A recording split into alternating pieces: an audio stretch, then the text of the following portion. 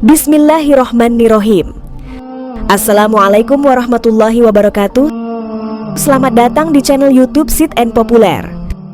Salah satu rukun iman adalah iman kepada hari kiamat, atau iman kepada hari akhir berarti percaya dan meyakini bahwa seluruh alam, termasuk dunia dan seisinya akan mengalami kehancuran.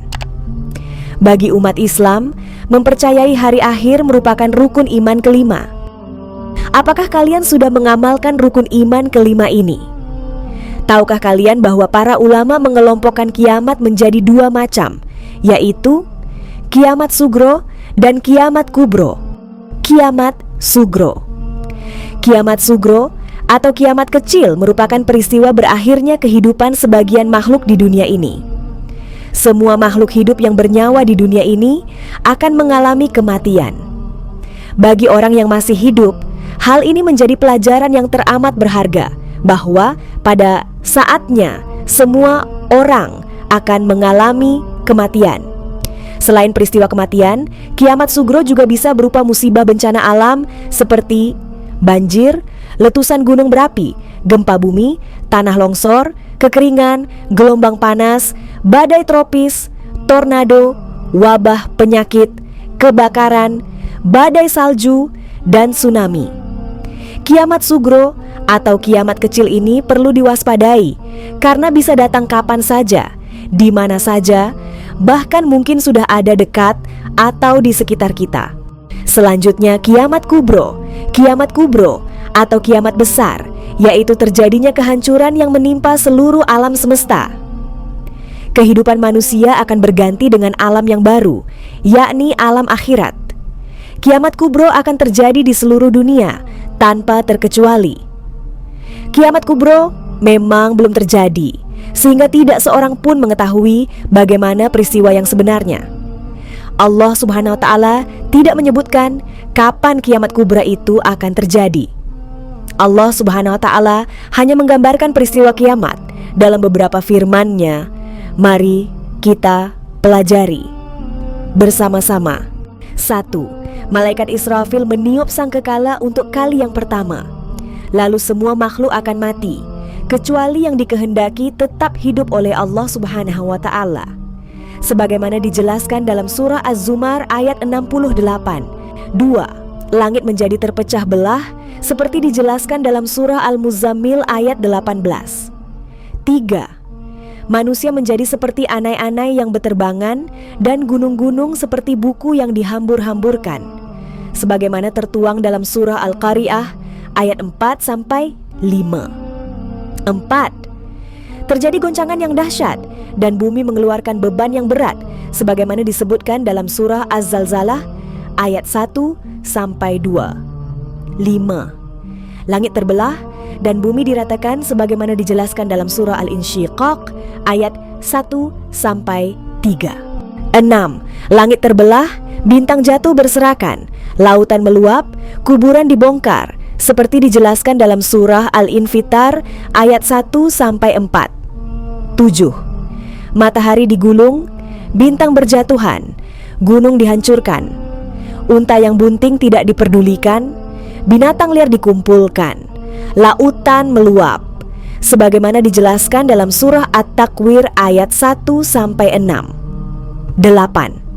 Mata terbelalak karena ketakutan, bulan hilang cahayanya, matahari dan bulan dikumpulkan sebagaimana dijelaskan dalam surah Al-Qiyamah ayat 7-9. 9.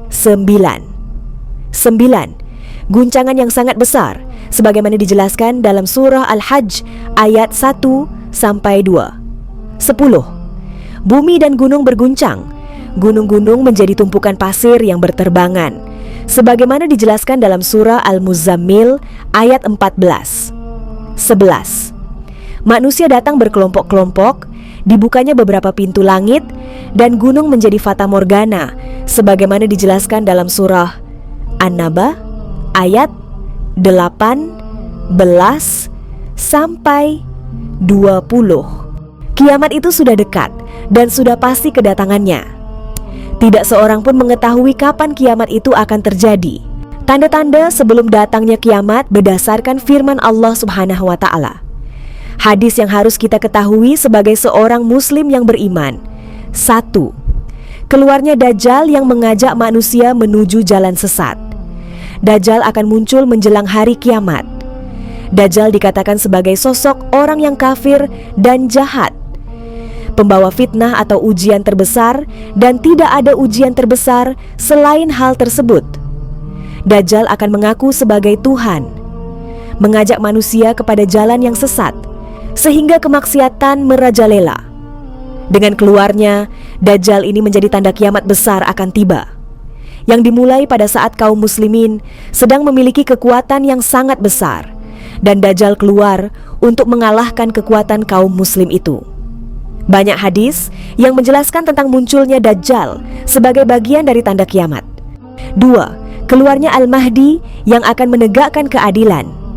Al-Mahdi merupakan seorang pemimpin muslim yang dipilih oleh Allah Subhanahu wa Ta'ala untuk menghancurkan segala bentuk kezaliman, termasuk memerangi Dajjal dan menegakkan keadilan di muka bumi sebelum datangnya hari kiamat.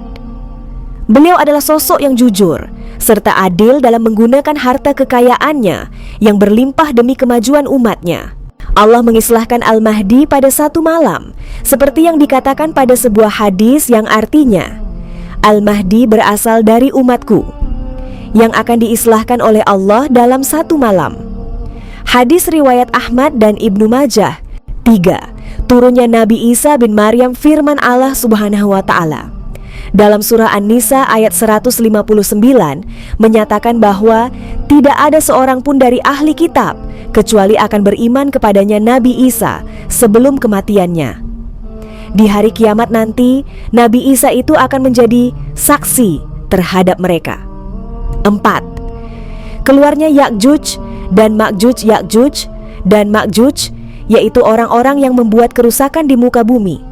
Dijelaskan dalam surah Al-Anbiya ayat 96 bahwa salah satu tanda kiamat itu adalah apabila dibukakan tembok Ya'juj dan Ma'juj dan turun dengan cepat dari seluruh tempat yang tinggi. 5. Munculnya awan hitam, firman Allah Subhanahu wa Ta'ala dalam surah Ad-Dukhan ayat 10-11 menyebutkan bahwa satu di antara tanda kiamat itu adalah suatu hari ketika langit membawa kabut yang nyata yang meliputi manusia. Inilah azab yang pedih.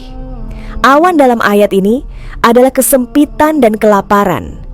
Manusia akan diuji dengan kemarau dan kelaparan, serta tidak turunnya hujan dan musnahnya pepohonan hingga 3 tahun berturut-turut. Hal tersebut juga bisa mengakibatkan hewan ternak menjadi mati. 6. Terbitnya matahari dari sebelah barat.